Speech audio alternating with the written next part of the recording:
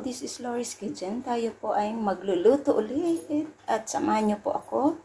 Meron pa ako ditong sotanghon at binabad ko na po to para maging malambot. Ayan, at meron akong carrots, cabbage, at pork liver. At meron tayong bawang sibuyas, pangisa, at spring onion. At meron ako ditong isang itlog. Isa lang po kasi dapat itlog lang, pero sasamahan ko siya ng ating pork liver. So dito ang ating egg ay atin ng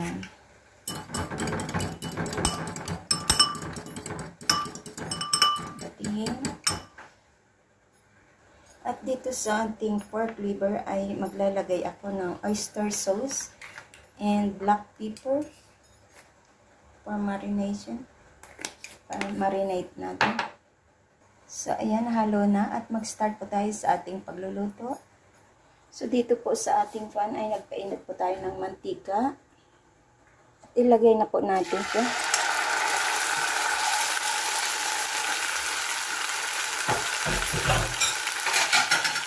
Nagtatalsikan po kaya atin siyang cover. Check natin.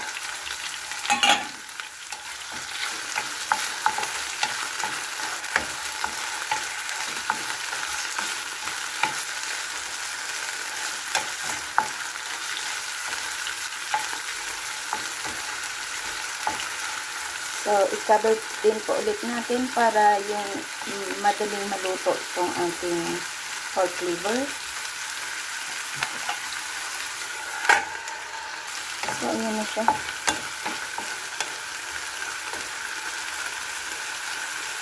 Kailangan maluto natin siya ng maayos. So, ayan, pwede na nating i-set aside. At dito mismo sa ating pinagprituhan, dito natin i-ano ang ating itlog.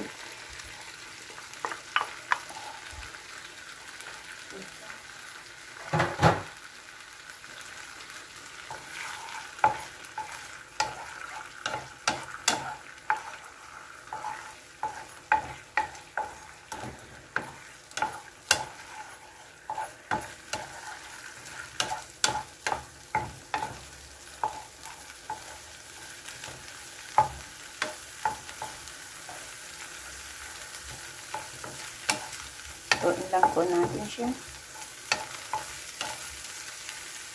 So, ayan, naluto na po. I-set aside po natin ang ating egg. At dito po ay ilagay natin ang ating bawang at saka sibuyas na panggisa.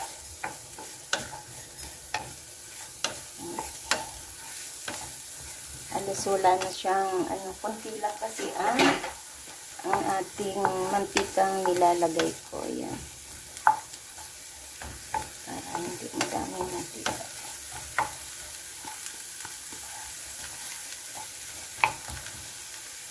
So, ilagay na po natin ang ating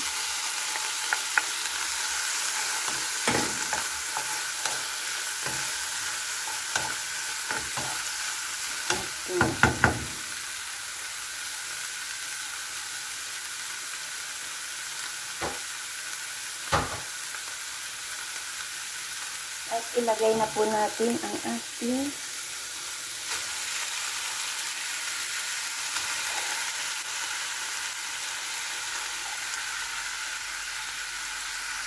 sotanghon.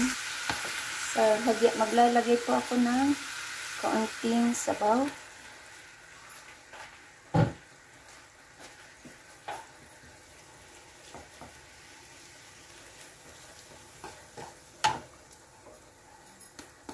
Dito po maglalagay ako ng oyster sauce.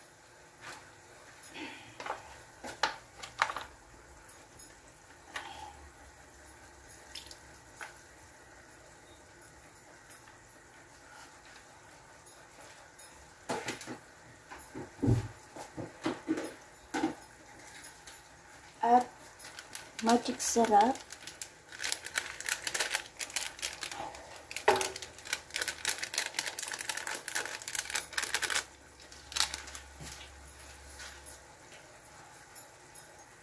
black pepper.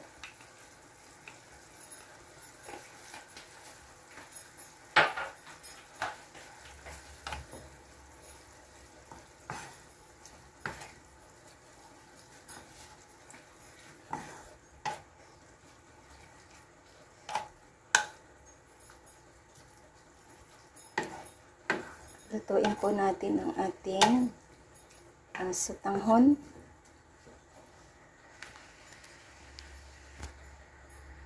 Ayan siya.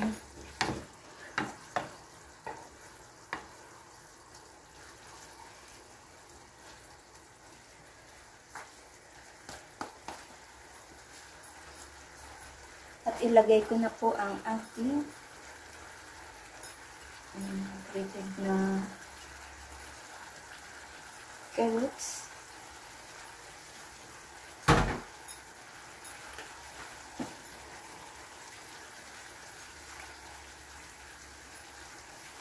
Also our cabbage.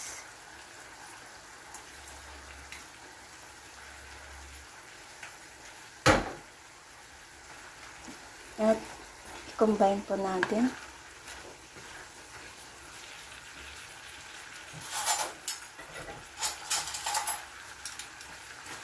Kuha ko ng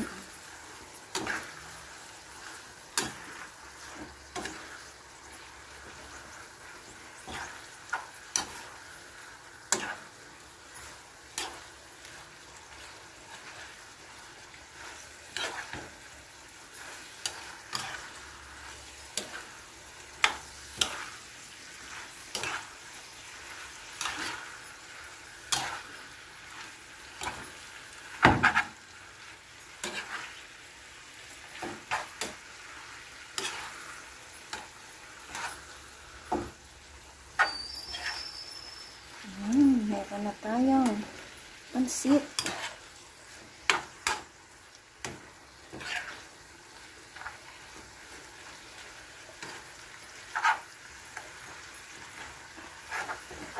Hindi ko kasi ito kinat eh. Pero ako lang yan. This is good for 2 person lang siya. Or 3, pwede rin.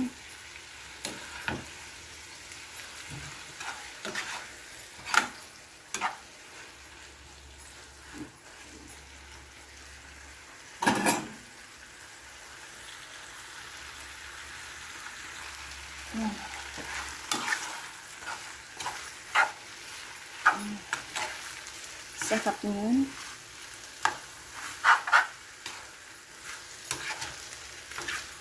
Diba? Sana nag-combine na natin lahat.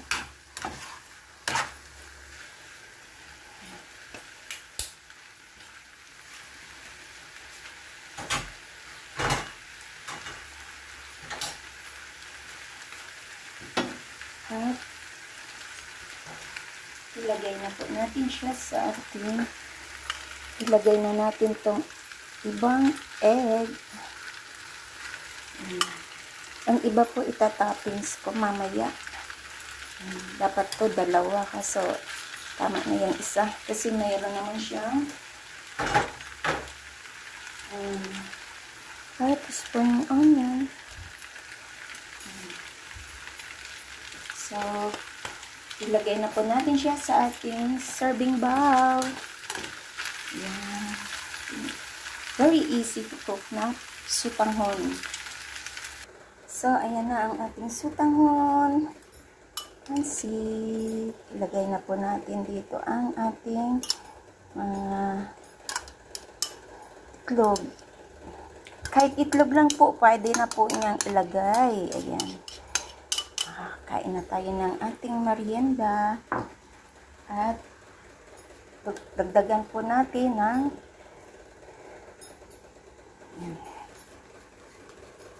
spring onion. Yung spring onion ko ay galing sa aking paso. Yan, Diyos niyo, Marimar.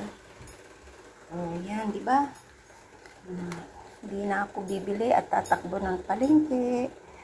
Yan, kasi meron ako sa paso.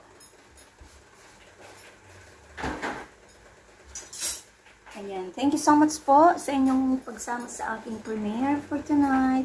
This is Laurie's Kitchen. Napakasarap. At yummy-yummy ang ating sutanghon. No? Pansit. Ayan. Sutanghon gisado. Ayan. Ito'y, sutanghon gisado recipe. Ayan. Diba? Pwede ng pang-ulam, pang-merienda. Oh, sarap. Diba? With egg. Ayan, thank you so much po sa inyong lahat dyan. And, mega love shoutout. Kain tayo. Sarap. Yum, yum, yum. Sarap. Ayan, salamat po sa inyong lahat at kain na po tayo. This is Laurie's Kitchen. This is sutanghon gisado recipe mula sa aking kusina. Bye-bye and kain na po tayo. Bye!